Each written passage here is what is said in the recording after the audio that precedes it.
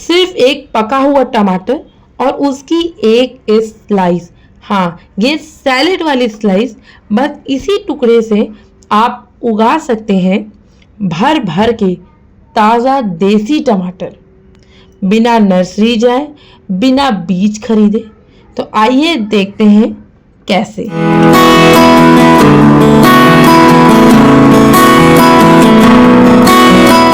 ये देखिए, मैंने एक पका हुआ टमाटर की स्लाइस लिया है।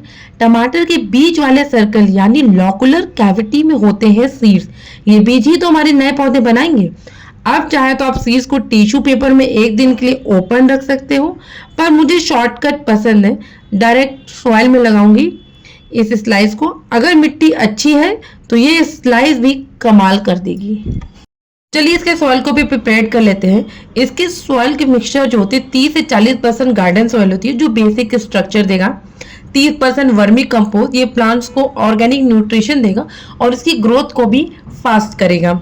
20% रिवर सैंड, इसकी ड्रेनेज अच्छी रहेगी, रूट्स को हवा मिलती रहेगी। और बाकी जो थोड़े बहुत न्यूट्रिशन देंगे जैसे कोकोपीट, नीम खली, बोन मील, वुड ऐश। जैसे कोकोपीट जो होता है ये आपको मॉइस्चर रिटेन करता है मिट्टी में। नीम खली ये एक नेचुरल पेस्ट रेपेलेंट है।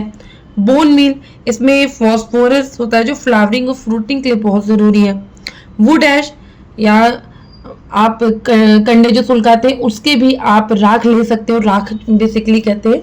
इन सब को मिक्सचर अच्छे से बना देंगे और हाँ, जिस पॉट में, जिस ग्रो बैग में लगाएंगे उसके ड्रेनेज होल्स आप जरूर बनाइएगा।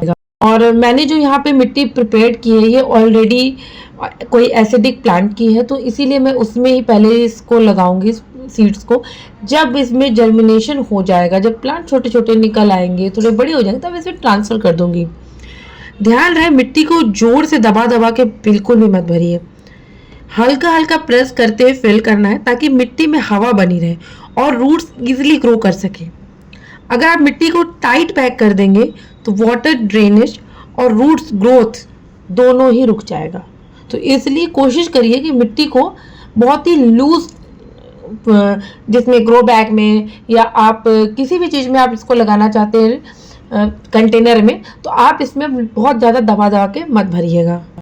तो जैसे कि मैंने बताया है कि टोमेटो के जो स्लाइस है वो मैं दूसरे पॉट में लगा रही हूँ। मैंने इससे पहले भी 3-4 टोमेटो अलग अलग जगह पे लगाए हुए हैं। तो मिट्टी थोड़ी सी गीली है, अगर आप लगा रहे मिट्टी सूखी होगी तो हल्का सा पानी ऊपर डाल दीजिएगा, बहुत ज़्यादा डीपली इसको अंदर तक नहीं टोमेटो के स्लाइस को लगाना है। सॉइल अगर अच्छे से प्रिपेयर्ड है ना तो 3 से 4 दिन में ही ना छोटे छोटे प्लांट्स आना स्टार्ट हो जाएंगे। तो चलिए बात कर लेते हैं इसकी सनलाइट की। तो टमाटर के पेड़ के लिए है ना 6 से 8 घंटे की डायरेक्ट सनलाइट बहुत ज़रूरी होती है और सुबह की अगर धूप मिल जाए तब तो बहुत ही अच्छा है।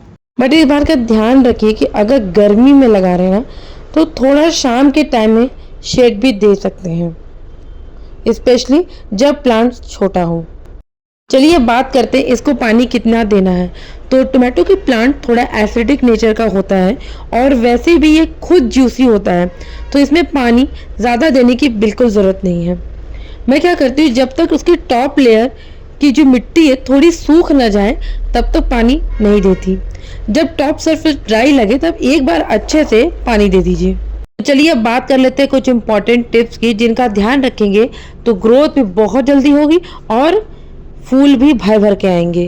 जैसे जैसे टमाटर की ग्रोथ होने लगती है वैसे उसके बीच बीच में एक्स्ट्रा ब्रांचेस निकलने लगती हैं, इनको हम कहते हैं सकर्स। ये सकर्स असल में स्टेम और ब्रांच के जंक्शन में ग्रो करते हैं, मतलब जहाँ स्टेम और साइड वाली ब्रांच मिलती है उस बीच में।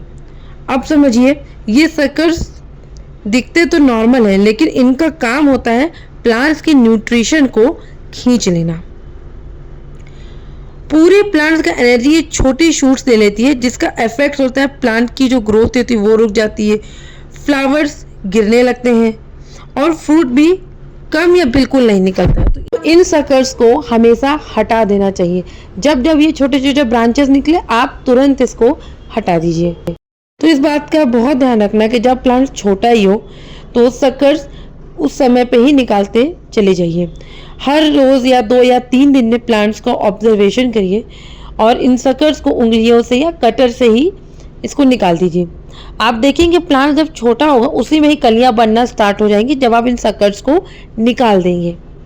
तो इन टमाटर के प्लांट्स को ना मैंने इससे पहले भी 2-3 बार लगाया है और उसकी हार्वेस्टिंग भी भर भर के की है। उसका वीडियो मैंने अपने व्लॉग चैनल पे दिखाया है।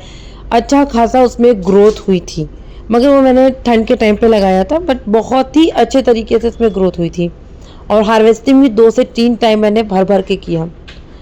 खैर आगे बढ़ते हैं। जब कलियाँ थोड़ी सी बड़ी होने लगे ना, तब आप उसको फिंगर से टैप कर दीजिए। इसे कहते हैं सेल्फ पॉलिनेशन। इससे क्या होगा, टमाटर में ग्रोथ अच्छी होगी और टमाटर बहुत जल्दी फ्रूटिंग देने लगेगा।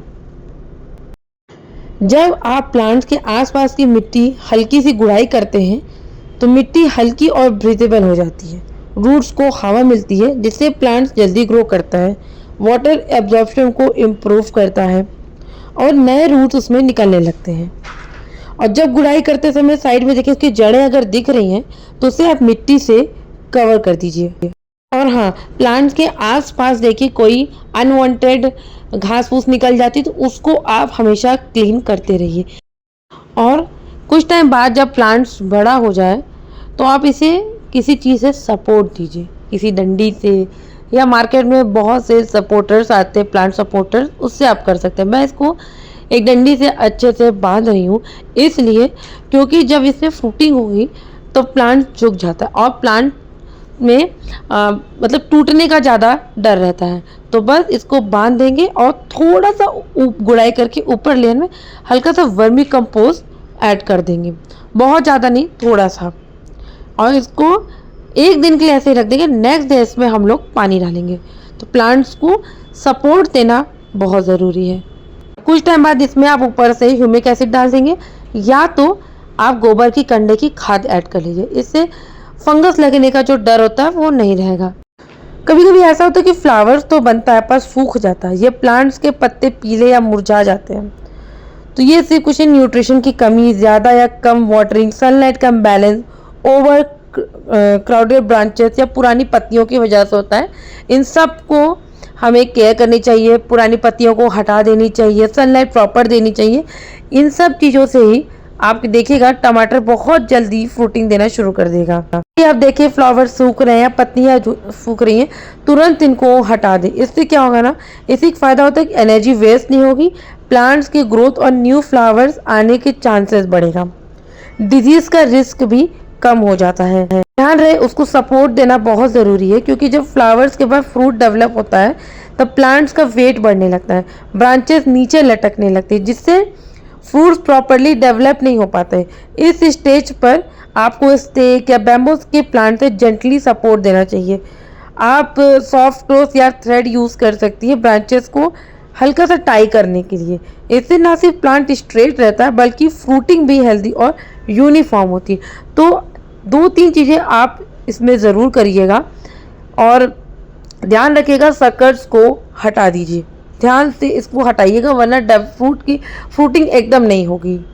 एक चीज़ मैं और कहना चाहूँगी, मेरा ये मानना है कि जितना भी केयर कर लो, अगर आप विश्वास नहीं है ना तो रिजल्ट नहीं मिलेगा। प्लांट्स में भी जान होती है, वो आपके इमोशंस को फील करते हैं, इसलिए हर काम पॉजिटिव एनर्जी और प्यार के साथ करें। 100% आपको उसका रिजल्ट मिलेगा ही मिलेगा। अब जो भी किसी भी प्लांट्स की आप केयर करें ना, ये सोच के करें कि इसमें फ्रूटिंग होगी अच्छी आएगी, इसमें फूल अच्छे आएंगे। यही सोच के आप पॉजिटिव एनर्जी के साथ आप कोई भी पेड़ लगाइए, 100% उसमें फ्लावरिंग फ्रूटिंग सब कुछ आएगा। तो चलिए इसी के साथ मैं आज का वीडियो यही एंड करती हूँ।